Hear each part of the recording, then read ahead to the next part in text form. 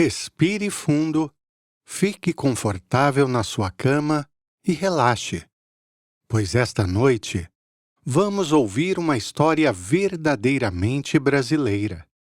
Vamos acompanhar Policarpo Quaresma, um anti-herói cheio de ideais nobres que causa comoção no subúrbio carioca ao aprender a tocar violão. Eu sou Marcone de Moraes e essa história é um trecho do livro Triste Fim de Policarpo Quaresma, escrito por Lima Barreto. Como de hábito, Policarpo Quaresma, mais conhecido por Major Quaresma, bateu em casa às 4h15 da tarde. Havia mais de 20 anos que isso acontecia. Saindo do arsenal de guerra, onde era subsecretário, bongava pelas confeitarias algumas frutas, comprava um queijo, às vezes e sempre o pão da padaria francesa. Não gastava nesses passos nem mesmo uma hora, de forma que às 13h40, por aí assim, tomava o bonde, sem erro de 1 minuto, ia pisar a soleira da porta de sua casa, numa rua afastada de São Januário, bem exatamente às 4h15, como se fosse a aparição de um astro, um eclipse, enfim, um fenômeno matematicamente determinado, previsto e predito.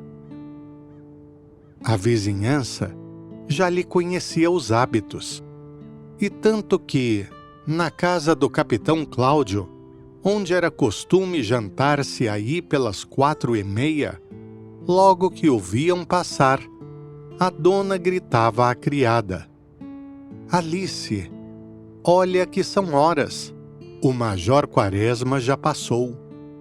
E era assim todos os dias, há quase 30 anos.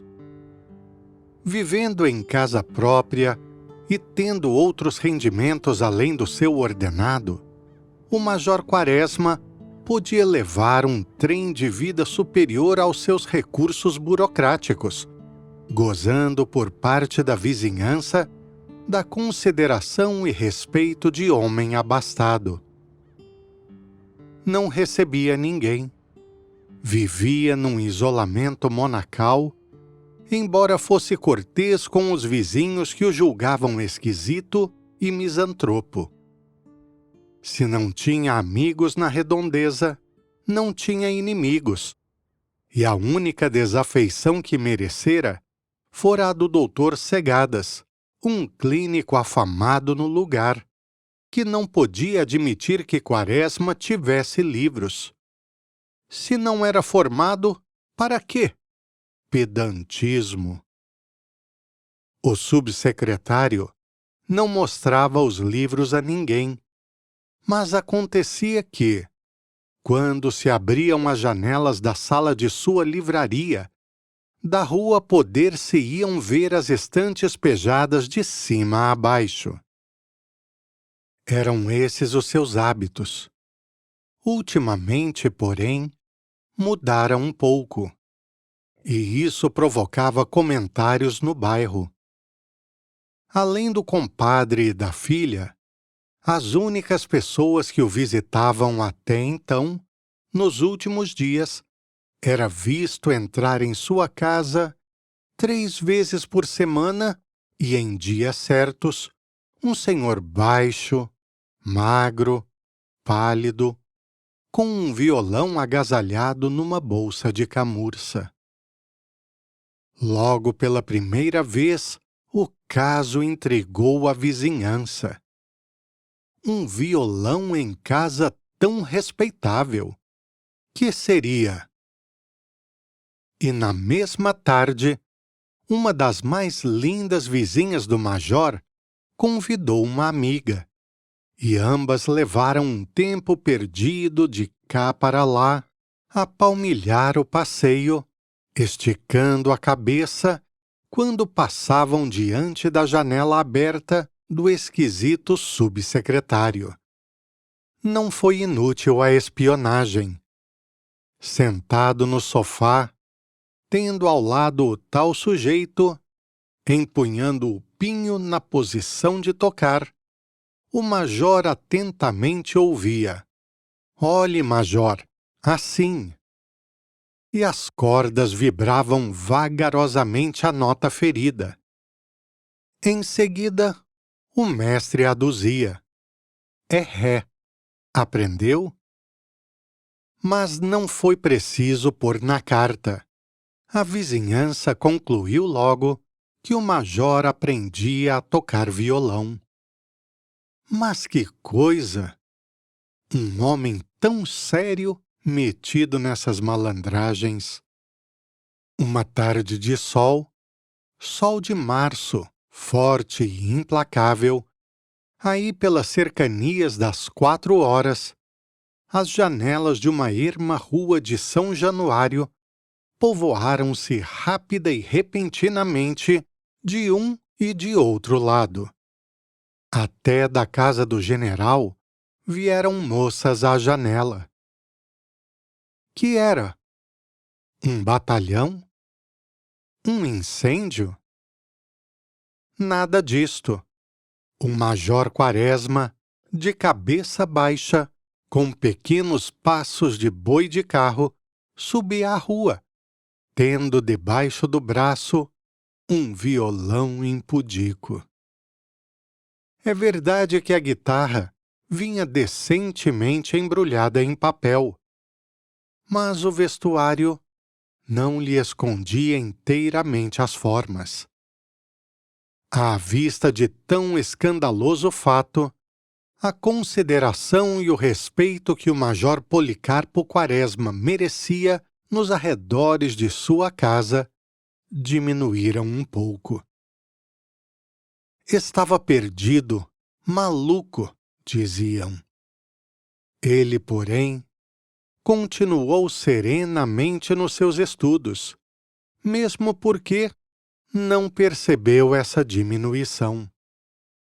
Quaresma era um homem pequeno, magro, que usava pince-nez, olhava sempre baixo, mas quando fixava alguém ou alguma coisa, os seus olhos tomavam, por trás das lentes, um forte brilho de penetração. E era como se ele quisesse ir à alma da pessoa ou da coisa que fixava. Contudo, sempre os trazia baixos, como se se guiasse pela ponta do cavanhaque que lhe enfeitava o queixo.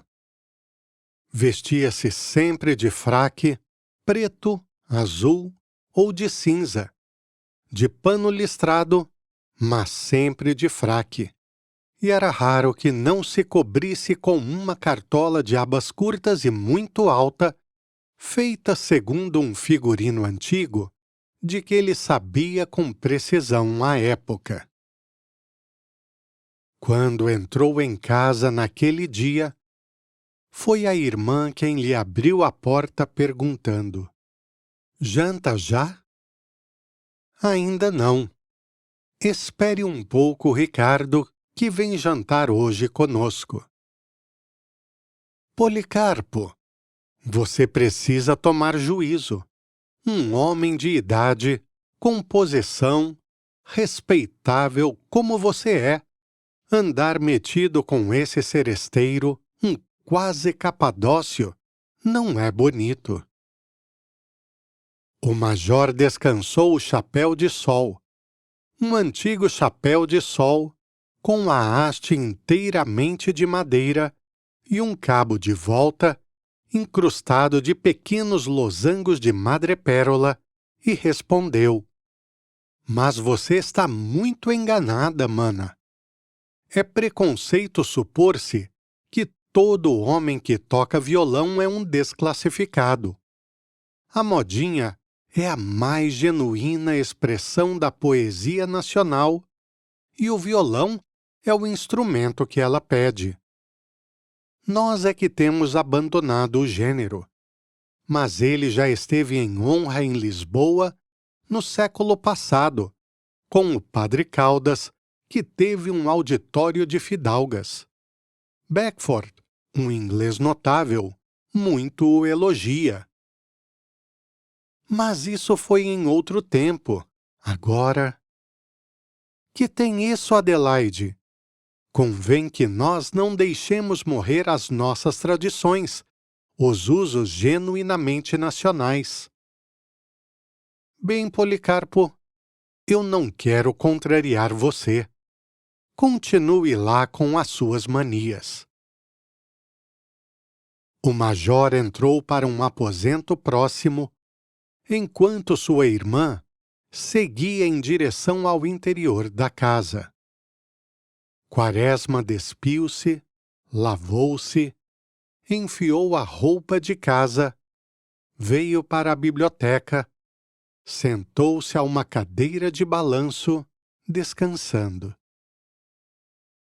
Estava num aposento vasto, com janelas para uma rua lateral, e todo ele era forrado de estantes de ferro. Havia perto de 10, com 4 prateleiras, fora as pequenas com os livros de maior tomo. Quem examinasse vagarosamente aquela grande coleção de livros havia de espantar-se ao perceber o espírito que presidia a sua reunião. Na ficção, havia unicamente autores nacionais ou tidos como tais. O Bento Teixeira, da Prosopopeia, o Gregório de Matos, o Basílio da Gama, o Santa Rita Durão, o José de Alencar, o Macedo, o Gonçalves Dias, além de muitos outros. Podia-se afiançar que nenhum dos autores nacionais ou nacionalizados de 80 para lá faltava nas estantes do major. De história do Brasil era farta a messe. Os cronistas, Gabriel Soares, Gandavo e Rocha Pita, Frei Vicente do Salvador, Armitage, Aires do Casal, Pereira da Silva, Handelmann, Melo Moraes, Capistrano de Abreu, além de outros mais raros ou menos famosos. Então, no tocante a viagens e explorações, que riqueza! Até o famoso Pigafetta, cronista da viagem de Magalhães, é porque todos esses viajantes tocavam no Brasil, resumida ou amplamente. Além destes, havia livros subsidiários, dicionários, manuais, enciclopédias, compêndios em vários idiomas. Vê-se assim que a sua predileção pela poética de Porto Alegre e Magalhães não lhe vinha de uma irremediável ignorância das línguas literárias da Europa. Ao contrário, o major conhecia bem sofrivelmente francês, inglês e alemão. E se não falava tais idiomas, lia-os e traduzia-os corretamente. A razão tinha que ser encontrada numa disposição particular de seu espírito, no forte sentimento que guiava sua vida. Policarpo era patriota. Desde moço, aí pelos 20 anos, o amor da pátria tomou-o todo inteiro. Não fora o amor comum, paurador e vazio. Fora um sentimento sério, grave e absorvente. Nada de ambições políticas ou administrativas. O que Quaresma pensou, ou melhor, o que o patriotismo o fez pensar, foi num conhecimento inteiro do Brasil, levando-o a meditações sobre os seus recursos, para depois, então, apontar os remédios, as medidas progressivas, com pleno conhecimento de causa.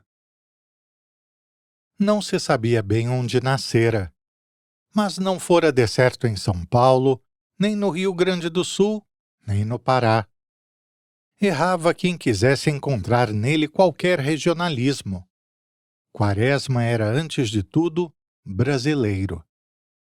Não tinha predileção por esta ou por aquela parte de seu país, tanto assim que aquilo que o fazia vibrar de paixão não eram só os pampas do sul com o seu gado, não era o café de São Paulo, não eram o ouro e os diamantes de Minas, não era a beleza da Guanabara, não era a altura da Paulo Afonso, não era o estro de Gonçalves Dias ou o ímpeto de Andrade Neves. Era tudo isso junto, fundido, reunido, sob a bandeira estrelada do Cruzeiro. Logo aos 18 anos quis fazer-se militar, mas a Junta de Saúde julgou-o incapaz. Desgostou-se, sofreu, mas não maldisse a pátria. O ministério era liberal. Ele se fez conservador e continuou mais do que nunca a amar a terra que o viu nascer. Impossibilitado de evoluir-se sob os dourados do exército, procurou a administração e dos seus ramos escolheu o militar. Era onde estava bem, no meio de soldados, de canhões, de veteranos, de papelada ensada de quilos de pólvora, de nomes de fuzis e de termos técnicos de artilharia. Aspirava diariamente aquele hálito de guerra, de bravura, de vitória, de triunfo, que é bem o hálito da pátria.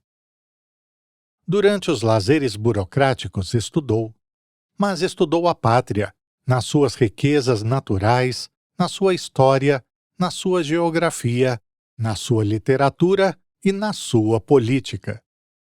Quaresma sabia sobre as espécies de minerais, vegetais e animais que o Brasil continha. Sabia o valor do ouro, dos diamantes exportados por Minas, as guerras holandesas, as batalhas do Paraguai, as nascentes e o curso de todos os rios. Defendia com azedume e paixão a proeminência do Amazonas sobre todos os demais rios do mundo. Para isso, ia até ao crime de amputar alguns quilômetros ao Nilo, e era com este rival do seu rio que ele mais implicava. Ai de quem o citasse na sua frente. Em geral, calmo e delicado, o major ficava agitado e malcriado quando se discutia a extensão do Amazonas em face da do Nilo. Havia um ano a esta parte que se dedicava ao tupi-guarani.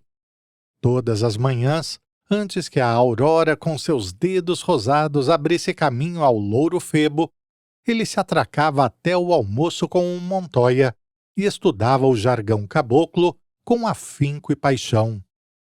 Na repartição, os pequenos empregados, amanuenses e escreventes, tendo notícia desse seu estudo do idioma tupiniquim, deram não se sabe por que em chamá-lo Ubirajara. Certa vez, o escrevente Azevedo, ao assinar o ponto distraído, sem reparar quem lhe estava às costas, disse em tom chocarreiro: "Você já viu que hoje o Ubirajara está tardando?"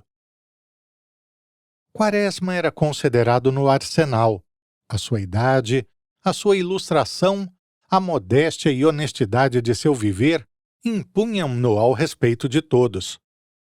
Sentindo que a alcunha lhe era dirigida, não perdeu a dignidade, não prorrompeu em gestos e insultos.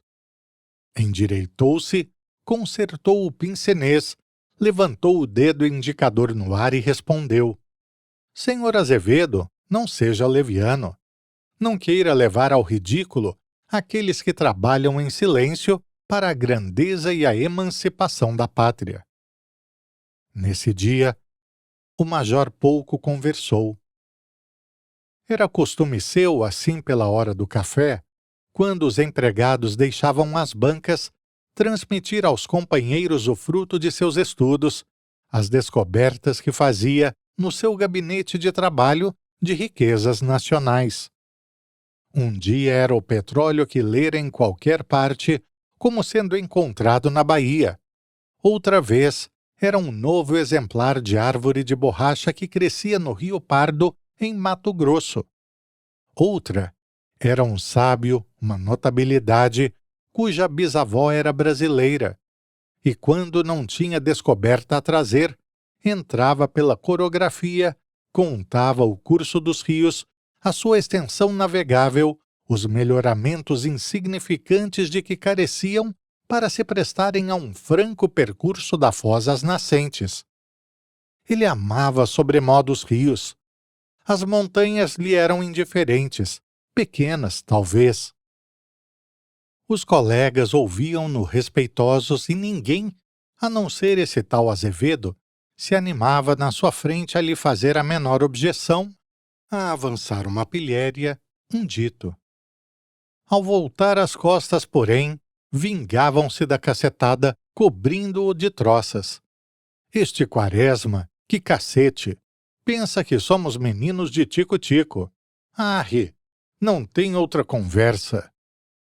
E desse modo ele ia levando a vida, metade na repartição sem ser compreendido e a outra metade em casa, também sem ser compreendido.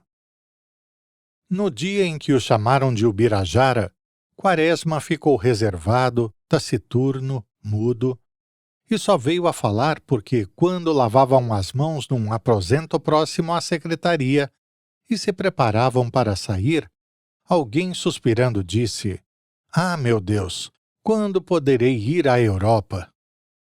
O major não se conteve. Levantou o olhar, concertou o pince-nez e falou fraternal e persuasivo: "Ingrato! Tens uma terra tão bela, tão rica, e queres visitar a dos outros? Eu, se algum dia puder, hei de percorrer a minha de princípio ao fim." O outro objetou-lhe que por aqui só havia febres e mosquitos. O major contestou-lhe com estatísticas e até provou exuberantemente que o Amazonas tinha um dos melhores climas da terra.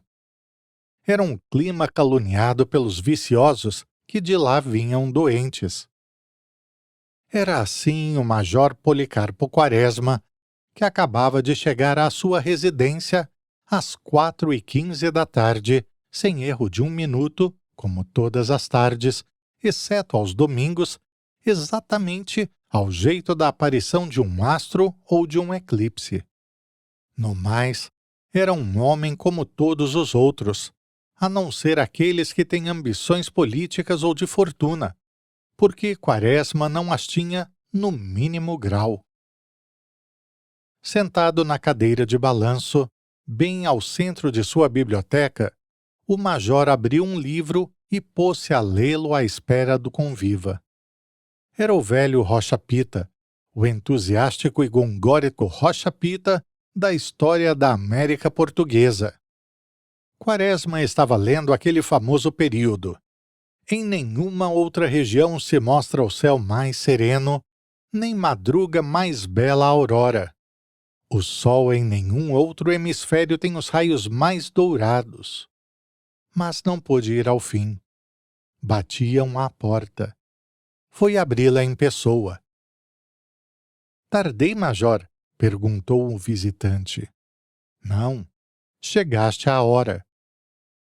Acabava de entrar em casa do major Quaresma o senhor Ricardo Coração dos Outros, homem célebre pela sua habilidade em cantar modinhas e tocar violão.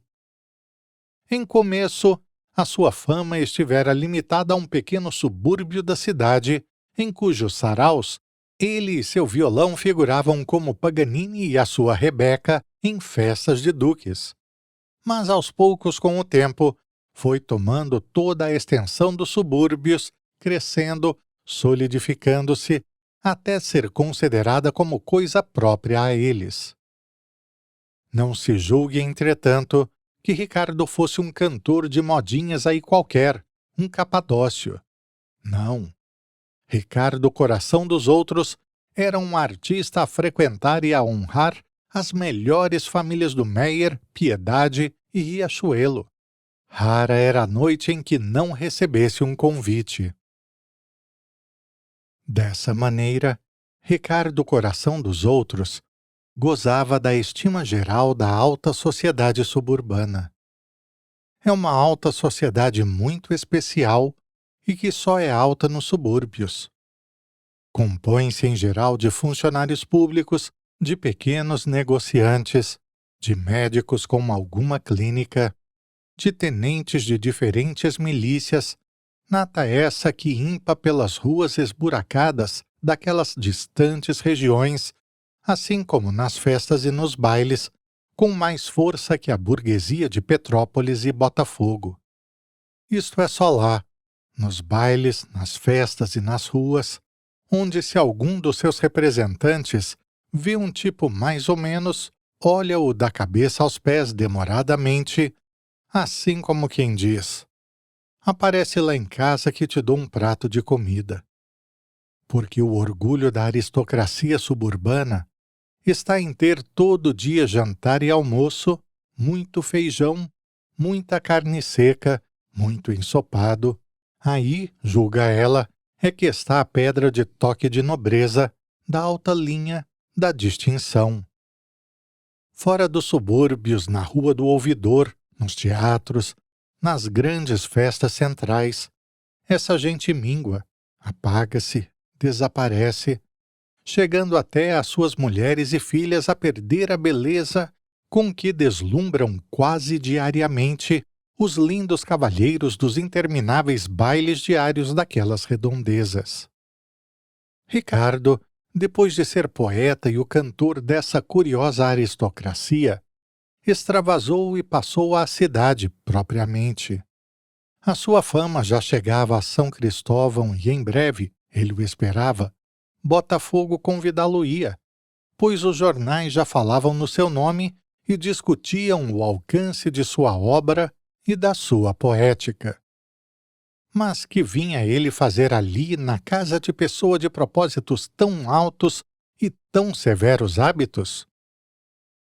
Não é difícil atinar. De certo, não vinha auxiliar o major nos seus estudos de geologia, de poética, de mineralogia e história brasileiras.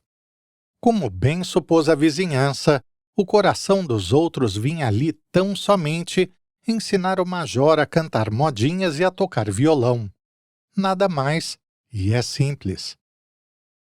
De acordo com a sua paixão dominante, Quaresma estivera muito tempo a meditar qual seria a expressão poética musical característica da alma nacional.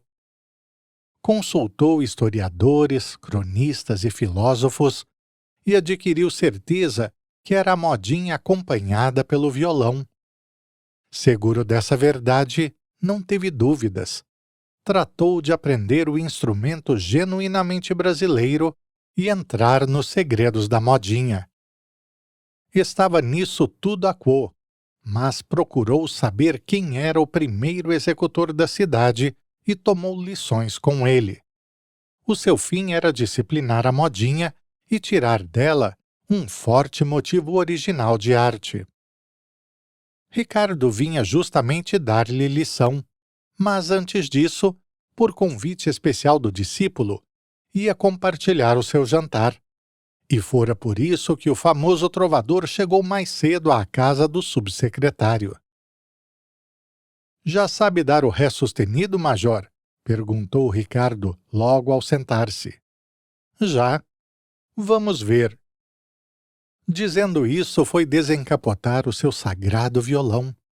Mas não houve tempo. Dona Adelaide, a irmã de Quaresma, entrou e convidou-os a irem jantar. A sopa já esfriava na mesa. Que fossem. O senhor Ricardo há de nos desculpar, disse a velha senhora, a pobreza do nosso jantar. Eu lhe quis fazer um frango com petit pois, mas Policarpo não deixou. Disse-me que esse tal petit pois é estrangeiro e que eu o substituísse por guando. Onde é que se viu frango com guando? Coração dos outros aventou que talvez fosse bom, seria uma novidade e não fazia mal experimentar. É uma mania de seu amigo, senhor Ricardo, esta de só querer coisas nacionais, e a gente tem que ingerir cada droga chi. Qual, Adelaide? Você tem certas ojerizas. A nossa terra, que tem todos os climas do mundo, é capaz de produzir tudo o que é necessário para o estômago mais exigente. Você é que deu para implicar.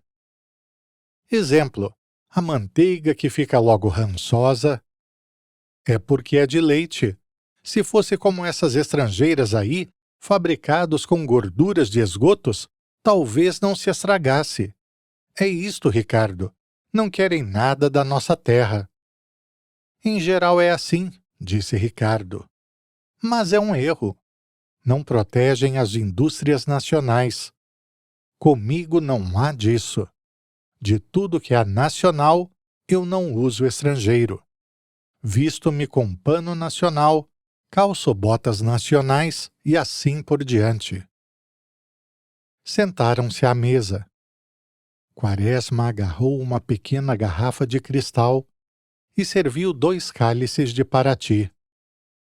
É do Programa Nacional, fez a irmã sorrindo. De certo, e é um magnífico aperitivo. Esses vermutes por aí, drogas. Isto é álcool puro, bom, de cana. Não é de batatas ou milho.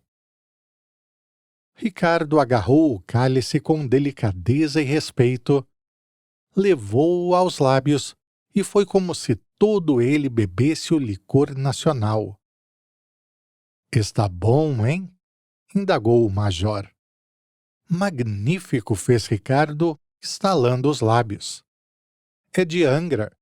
Agora tu vais ver que magnífico vinho do Rio Grande temos. Qual Borgonha? Qual Bordeaux? Temos no sul muito melhores. E o jantar correu assim, nesse tom. Quaresma exaltando os produtos nacionais, a banha, o toucinho e o arroz. A irmã fazia pequenas objeções e Ricardo dizia: É, não há dúvida. Rolando nas órbitas os olhos pequenos, franzindo a testa diminuta que se sumia no cabelo áspero, forçando muito a sua fisionomia miúda e dura a adquirir uma expressão sincera de delicadeza e satisfação. Acabado o jantar, foram ver o jardim. Como em tudo o mais, o major era em jardinagem essencialmente nacional. Nada de rosas, de crisântemos, de magnólias, flores exóticas. As nossas terras tinham outras mais belas, mais expressivas, mais olentes, como aquelas que ele tinha ali. Ricardo ainda uma vez concordou e os dois entraram na sala, quando o crepúsculo vinha devagar, muito vagaroso e lento, como se fosse um longo adeus saudoso do sol ao deixar a terra, pondo nas coisas a sua poesia dolente e a sua deliquescência. Mal foi aceso o gás, o mestre de violão empunhou o instrumento, apertou as cravelhas, correu a escala, abaixando-se sobre ele como se o quisesse beijar. Tirou alguns acordes para experimentar e dirigiu-se ao discípulo que já tinha o seu em posição. Vamos ver. Tire a escala, major. Quaresma preparou os dedos, afinou a viola, mas não havia na sua execução nem a firmeza, nem o dengue com que o mestre fazia a mesma operação. Olhe, major, é assim. E mostrava a posição do instrumento, indo do colo ao braço esquerdo estendido, seguro levemente pelo direito, e em seguida acrescentou: Major, o violão é o instrumento da paixão. Precisa de peito para falar. É preciso encostá-lo, mas encostá-lo com maciez e amor, como se fosse a amada, a noiva, para que diga o que sentimos. Diante do violão, Ricardo ficava loquaz, cheio de sentenças, todo ele fremindo de paixão pelo instrumento desprezado. A lição durou uns 50 minutos.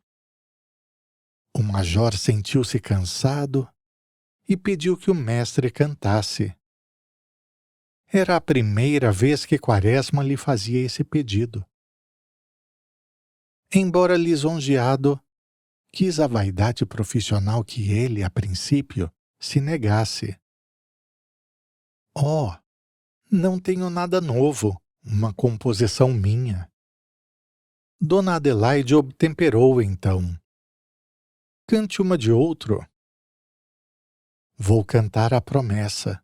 Conhecem? Não, disseram os dois irmãos. Oh, anda por aí como as pombas do Raimundo. Cante lá, senhor Ricardo, pediu Dona Adelaide. Ricardo, coração dos outros, por fim, afinou ainda uma vez o violão e começou em voz fraca. Prometo pelo Santíssimo Sacramento que serei tua paixão. Vão vendo, disse ele num intervalo. Quanta imagem, quanta imagem. E continuou. As janelas estavam abertas. Moças e rapazes começaram a se amontoar na calçada para ouvir o menestrel.